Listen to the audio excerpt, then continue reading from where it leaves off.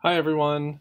I thought I would take a few minutes just to share a demonstration relating to the question that was on the test about the trapezoids and the different rules. And this would be for anybody who is still working on the test or making revisions to the test this week. The trapezoid that I've done on here is different than the one on the test. So you can use the information that I share with you today to help you make revisions on the test. So the first thing I'm going to do with this trapezoid is identify the x and y coordinates for each of those 4 points that are there. So the first x coordinate here is 3, because if we count 3 on the x-axis, and this is the x-axis, this is the y-axis up here. If we count 3 on the x-axis, we get to where that point is. If we count 2 on the y-axis, we can meet that point right here. So this first point is 3 and 2, and that's how you'd say it. You'd say 3 and 2. You'd put it in parentheses with a comma between the two coordinates. The x-coordinate is 3 and the y-coordinate is 2. The next one would be 1, 2, 3, 4, 5, 6, 7, and 2. And then the first one up top would be 4 and 2, 3, 4, 5. So that's 4 and 5. And then the next one would be 6. Oops. 6 and 5. Okay, let me add that parenthesis back in there. Okay, so we have 4 and 5, 6 and 5, 3 and 2, and 7 and 2 are the 4 points. Those are the x and y coordinates for the 4 points that make up this trapezoid. The 4 points that make up the trapezoid on the test for the original rule are given, so you don't have to determine those. Now, let's apply some similar rules to the rules that were on the test. So if we look at rule 2, which was 2x and 2y, I'm going to put that up here. In fact, I'm going to change my color so that the new rectangle, the new trapezoid, will reflect that rule. So the rule was 2x and 2y.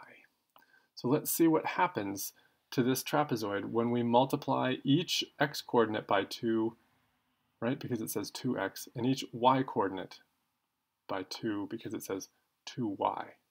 So that means that this first point right here, in the lower left-hand corner of that trapezoid, 3 and 2, that's going to become 6 and 4 because we've just multiplied it by, we've multiplied both of those coordinates by 2 because the rule tells us to do that.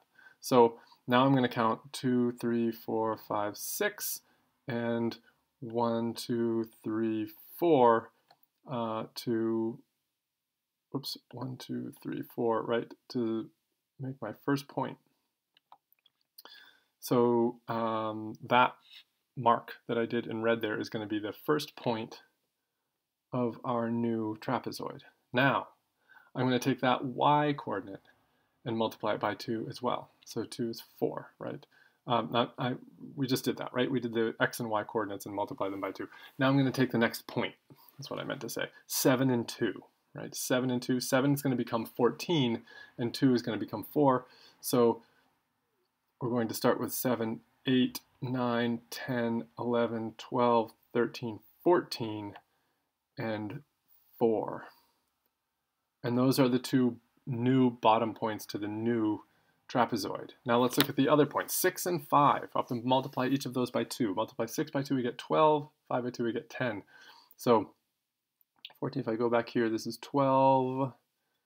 And now I'm going to count 10 up. 1, 2, 3, 4, 5, 6, 7, 8, 9, 10. Okay, so that's 10 and 12 right here. There's our new point. Okay, now 4 and 5, that's 8 and 10. So now I'm going to count along the x-axis. 1, 2, 3, 4, 5, 6, 7, 8, and go up 10. So there's the new trapezoid, right, with the new rule applied to it. It's not as neat as the other one I did because I turned off the fix my awful lines function. But we can see that it's bigger. And actually, if I do that a little bit better, that's what I think. Oh boy, awful. I can make it look a little better if I do, there we go. So now we can see that it's a similar trapezoid as the first one because it is merely twice as big, it's twice as wide, and it's twice as tall. Those are 2 dimensions. And so that means if we take the side length on the bottom here, 1, 2, 3, 4 of the first one, and multiply it by 2, we're going to get the side length of the bottom here. 1, 2, 3, 4, 5, 6, 7, 8. The scale factor is 2 because we multiplied both dimensions by 2. So the trapezoid got twice as wide and twice as tall. It looks like it moved as well, but and that's only because we multiplied those x values and multiplied the y values. If the first coordinate had been right at the origin right here, it wouldn't have moved, it would have just gotten bigger. But really what it did is it just got bigger, right? The trapezoid didn't really move, it got bigger. If we add things, so let's try one more. I'm going to do this one in green so we can see that it's different. Let's use rule number 3, x plus 8 and y minus 2, right? That's the rule number 3 on the test. Let's see what happens now when we do that to each of those original 4 points. If we take 3 and 2, right? That's this one right there. 3 and 2. If I take the x-coordinate 3 and add 8 to it, I get 11. 8 plus 3 is 11. And the y-coordinate, which was 2, and I subtract 2 from it, I get 0. So my new point is 11 and 0. So that's going to be right here.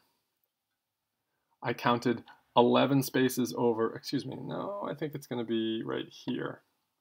Let's go back and fix those. Let's just count 1, 2, 3, 4, 5, 6, 7, 8, 9, 10, 11. So that's our first point. And the reason I put it right on the x-axis is it's 11 and 0, right? So I counted 11 on the x-axis and I counted 0 on the y-axis, so it didn't go up any. It just stayed right there. So I'm going to look at the next set of points here. I'm going to take 7, I'm going to add 8 to it. That gives me 15. Take the 2 and subtract 2 from the y-coordinate. That's 0. So my next set of points, set of coordinates is 15 and 0. So if we start here with 11, 12, 13, 14, 15, and 0. Our next point goes there. Let's take 4 and 5 and apply the new rule. 4 plus 8 is 12. 5 minus 2 is 3.